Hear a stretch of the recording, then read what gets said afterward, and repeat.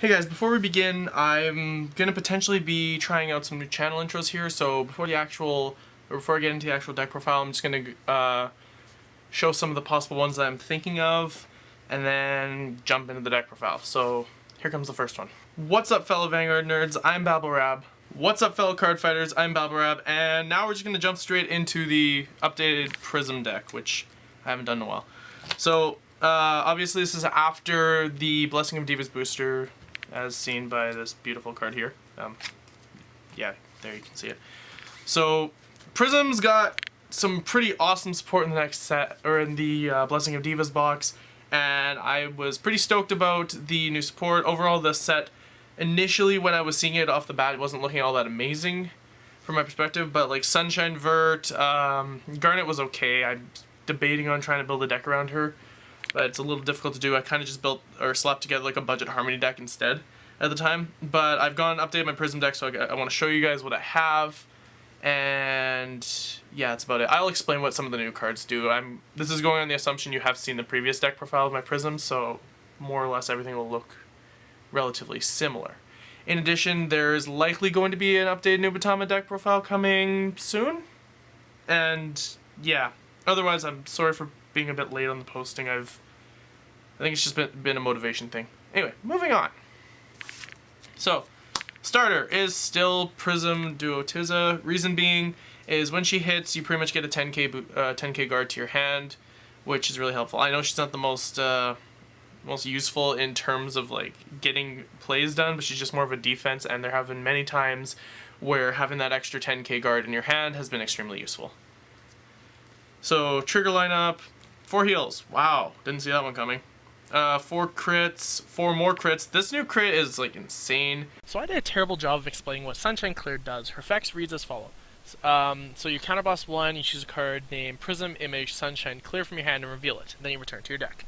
When it's returned to your hand from the rear guard, wow, I am doing a terrible job at reading. When it is returned to your hand from the rear guard, if you have a Vanguard with Prism in its name, you can pay the cost. If you do, search your deck for up to one grade 1 or greater card with Vert, Rosa, or Clear in its name, and then call it to rear guard. Then you shuffle your deck. Now, you also may... English. It also says that you can return the unit called with this effect to your hand. So, what that means is... Now I'm going to wait for this thing to load. What it means is that due to the lack of restrictions on your skill, you can pretty much search for any grade that you need, which will help you from being grade stuck in Prisms. Because we have cards like Sweet's Harmony Mona and Prism Duo Slaney, which have on-call counterblast 1 bounce a unit skills. So if you have the 2 counterblast, you're able to basically search for Prism Image Clear, which is a grade 1, Prism... What the hell is the other one? Rosa, which I think is Prism Image Rosa, which is a grade 2, or the new Rosa, which is also a grade 2. Or if you're grade stuck, or if you're grade stuck and you don't have a grade 3, you can also search for Prism Image Vert. So that's really nuts, and I'm a little worried that the card may end up going onto Bushywood's radar, depending on how well Prisms do. I really hope it doesn't, because I really want the card to remain legal as long as possible. Some other notes about it, changing the subject a little bit, is I'm sure the intended use was after you finish doing your Sunshine Vert skills. Usually, you may or may not have a grade 3 in your hand. Now, what's useful about her is that she can put a Vert into your hand that you can break red during the battle phase over top of another Vert. That's the ideal setup that you want. However, in addition to that, it can also set up doing the same thing, except with Labrador instead of Vert. Ideally, however, you would need to get that Vert to your hand before you rode grade 3, because you would need a Vert on your Vanguard circle to break red Labrador over top of. I think that's everything I have to say. I'm going to go back to the video. So 8 crits, really happy that we have 8 Prism crits now, because... yeah, having 8 Prism crits is good because I don't have to run random other non-Prism cards, and Prisms are a little counterblast stingy. And then 4 draws because habit. I don't think stands are really that helpful here, and we don't have enough Prism crits to play 12. Grade 1s. So, Grade 1 lineup has changed a little bit. This is still one of the most important cards in the entire lineup. Princess Leyte, and you guys already know what she does. She basically keeps you getting unflipping and soul charging, which is kind of helpful because some of the new cards do use Soul Blast, and of course everything, or a lot of the stuff in this deck still will use Counterblast. I think the only thing that actually uses Counterblast in this deck is actually Princess Celtic, but, oh, and Spica. Spica's good too. Playing 4 PGs, this needs to become a Prism Duo Aria, but I have not got the chance to get a Prism Duo Aria. That's a me problem. 3 Stride Enablers. I don't know if I was playing 4 in my original build. I don't remember, it's been a while since I've seen it. But yeah, 3 Stride Enablers, and shows up as much as I need it to. And here's one of the new cards. Brand-New-Prism Emeral. What she does is when she's bounced during the battle phase, I'm going to read this just to verify, but when she's bounced during the battle phase, I can choose 2 of my rear guards with Prism in their card and return to the hand, and if I return to 2, I power up a unit by 5k. So all this basically means is, instead of bouncing 2 units at the end of a battle phase, this is predominantly what I'm using it for anyway, after bouncing 2 units at the end of the battle phase, I instead bounce like my entire field. So that gives me like an insane resistance to stuff like Link Joker or Kagero, who are happy to try to retire my rear guards. Instead of saying, okay, I only need to call 2 units, now if I have Emeral in my hand, I can say, okay, I'm going to call these 2 columns here, Labrador's effect, give the skill to Emeral and the other skill to another one, and then after Emeral bounces, hopefully being the last attack, I then bounce the rest of my field, and then I believe power up the Labrador for 5k.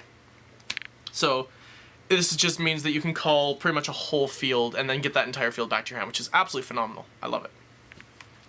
The grade 2s have not changed much at all. Actually, they haven't changed in the slightest. 3 Spica, 4 Princess Celtic, 4 Lumiere. I was initially testing Sunshine Rosa. I think her skill is useful. The biggest problem that I ran into was it just seemed like too many moving parts at the moment, just because I'm still getting used to how the other cards in the deck play. Once I'm used to, once I'm familiarized with knowing when to use Sunshine Vert, how to use Garnet effectively, and how to use Sunshine Clear, I will probably put Sunshine Rosa back into the deck, but as it currently stands, this is going to be it. This is going to be the grade 2 lineup for now, just because I need to learn how the other cards work and how to best use them. So, yeah. Lumiere or Sunshine Rosa, depending on how you guys are feeling. And the grade 3 lineup is actually really similar too, so I'm just going to go straight to that without cutting. I'm still playing Labrador. I don't think Garnet's the best choice for this particular build. I think Garnet would work nicely in her own deck. Reason being is that Garnet will give you a 3rd drive check at Limit Break 5. First problem, Limit Break 5. Second problem, 3rd drive check. And I know that sounds a bit weird, but this is a guaranteed 10k and a crit versus the Garnet. Sure, she could hit 3 triggers, but she could also hit 0. I just like the fact that you get a guaranteed 10k and a crit with the call 3, and there's no Limit Break 5 restriction on Labrador, so I think Labrador is still a phenomenal card. Plus, in addition, I mean, I don't play the Limit Break enablers. I was at one point in this deck. But if you somehow get up to 4 damage and you hit Labrador, before you're able to hit Vert, you can do the Labrador Rush, which is, like, phenomenal and it's a good way to put pressure on your opponent. I mean, odds are you probably have lost a lot of cards by then, but, you know, assuming you don't. And then you have no excuse to not play this card now because of Sunshine Vert. The combo is... Actually, when I get to Sunshine Vert, I will explain what the combo is with this one, but you really want to be playing 4 Vert now. A, she's searchable, and B, you just want to see her as much as possible because she combos so nicely with her Stride. Now I'll be moving on to the G-Zone. Okay, so this is probably the first deck I've actually first deck profile I've actually recorded since the G-Zone went to 16 cards. 16 cards, I can talk. So there are going to be a ton of cards. I'm pretty certain most of them should be familiar to you, and I'll be explaining some of the new ones that I've added. So, 4 Labrador, that's pretty standard. She's your first Stride that you will go into most of the time, and she's really strong. And then talking about this one, Sunshine Vert. So, what she does, again I have to read because I'm incredible at this. You choose a face down card named Prism Sunshine Vert, so you Persona Flipper. From your G-Zone, turn face up, pitch 3 cards. After she attacks, you pay that cost, and then you choose 2 rear guards of Prism in the name, return them to your hand, and then you put her into the G-Zone face up, and then you choose a grade 3 card with Prism in name and ride it. It also has to be at Limit Break 4, so a bit difficult to achieve the cost. But what this means is, during the battle phase, say you've got Sunshine Vert over top of Vert, she's finished swinging, and then you have a Labrador in your hand. You pay the cost, she goes to your G-Zone, you break ride Labrador over Sunshine Vert, Now you, Sunshine, or Break Red, Labrador, Vert, sorry. Sunshine Vert has bounced 2 cards already, and then the skill of Vert from the Break Red bounces 2 more. So now you've set up for Labrador to attack. Labrador will then swing, call your 3 units, probably like a 12k attacker or something, and then like another column. And then in addition to your like 26 to 30k triple drive Vanguard attack, you've now got a 31 unboosted 2 crit Vanguard attack that your opponent has to guard as well. Plus the columns, which if they PG, you just put the triggers there. So this gives Prisms like an insanely good game, or insanely good, I think, late game even. It's a phenomenal finisher in addition to Olyvia, and like it's just incredible in Prisms. I really enjoy playing it, and that's kind of why I was really hyped. So yeah, I hope I explained the combos sort of okay. I can do it one more time if you guys want, but yeah. I don't know if other people are playing 4, but I'm trying 4 right now because I kind of want to get her effect off more than once in a game. So yeah. Playing 2 Olyvia because I've not able to get 4 yet. I'm working on it, but not having the most luck, but that's okay. And that is all the Bermuda strides anyway. And then Seabreeze, if your opponent tries to grade 2 game you. I mean, Prisms actually don't care too much if your opponent grade 2 games you, because Labrador's still really powerful, even without striding, and Princess Celtic's a good pressure unit, and you've still got Lumiere for 12k attacks and everything, and the Break Red still thing. So I mean, your most powerful plays because of like Sunshine, Vert, and Labrador are obviously your strides, but you can totally play a grade 2 game against, or you can totally play against a grade 2 game with this deck. Blizza, just because you have a 16 card G-Zone now, so Blizza can just hit colossal numbers, so might as well. And then the G-Guardians I'm playing are Dizmel, Scryew, and then 2 Nasha. I'm not sure how much I like hand-in-hand Leona for this deck, so yeah. That's kind of my main reason for not really wanting to play Leona, is because you gotta call a unit from your hand, and Prisms like having stuff in their hand during their opponent's turn. One thing that kind of sucks though is if your opponent's playing Shadow Paladins, then you gotta change your playstyle to accommodate for Blaster Dark Diablo. Nope, Blaster. Come on, I can do this. Nope, I can't do it. The Peanut Butter Dragon Diablo, that guy. There we go, I can do it. So yeah, that's not so sure. Like, actually, she would be a good. Oh, maybe I will play hand-in-hand Leona. I just realized that if like your opponent's going Peanut Butter Dragon Diablo and you like G-Guard with Leona before the Diablo, but then if they swing with the Diablo first, okay, never mind. I don't know where I'm going with this.